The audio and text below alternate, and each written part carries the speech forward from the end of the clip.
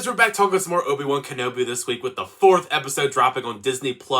Last episode, episode 3, it was pretty epic. All around just a great episode for Darth Vader and Obi-Wan as they had a rematch. It didn't really go in Obi-Wan's favor. He got his ass whooped pretty thoroughly the entire time. However, I was expecting him to bounce back in some shape or form. And then we also ended off with Reva catching up with Leia. So that is what we were kind of speculating about all of this week leading up to episode 4, where all of that stuff would go. Surprisingly, quite a short episode this week. I was kind of disappointed in the fact that it was a very quick episode, which doesn't necessarily mean it's a bad episode. I did have some fun watching it. Not gonna lie, the beginning of the episode had me a bit worried because we did see last episode Obi-Wan was pretty severely burned and we're seeing him taken away and put in the Bacta tank, and I thought we were going to have a whole entire flashback episode, much like Book of Boba Fett did way too often. Thankfully, he really wasn't in the Bacta tank all that long. The scene itself was very well done. I like the parallels here between Obi-Wan in the Bacta tank to Vader also in the Bacta tank. You can really see Obi-Wan feeling the emotional and physical pain now of losing Anakin and seeing him turn into Darth Vader. The overall plot of the episode did feel very deja vu because we are once again seeing Obi-Wan go and save Princess Leia in now another location.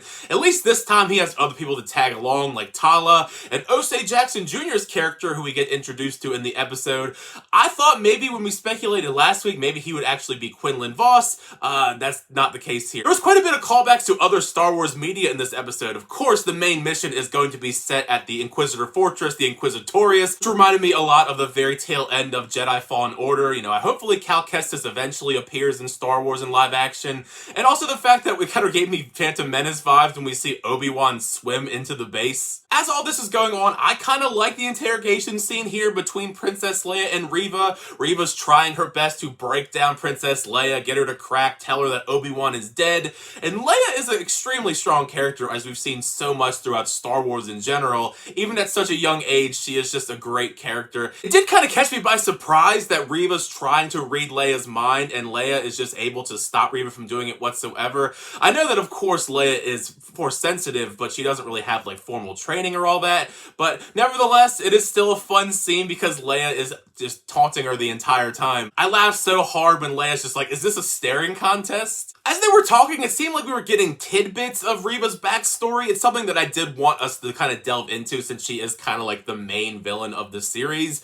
Not a whole lot of developments there, but it seems like we're kind of unveiling that as the episodes progress. Hopefully we go at a little bit faster. We don't have very many episodes left. On occasion, I do kind of forget just how dark and twisted the Empire can be. And this episode really reminded me of that when we do see Obi-Wan go through a tomb and we see all of these different dead people floating around. One of them is a youngling, which was like even more dark and twisted in my opinion. You have Reva strapping Leia to a chair. I did love that scene visually when the lights go out because Tala helps out and Obi-Wan's lightsaber illuminates the room and he takes out the stormtroopers and saves Leia. This episode in particular, we are seeing Obi-Wan get closer to the actual Obi-Wan character. He's kind of finding his mojo once again. He's mowing down stormtroopers in the hallways with his lightsaber. He's using the Force to help the windows stay uncracked while they can get away. We also see him using some other Force abilities earlier on in the episode. I have a feeling over these next 2 episodes, we're going to see that become more and more of the case here, and which probably means we're going to have a really exciting second battle in this series between him and Darth Vader once he becomes Obi-Wan Kenobi again. This entire episode is extremely fast-paced because of the fact it is a very short runtime,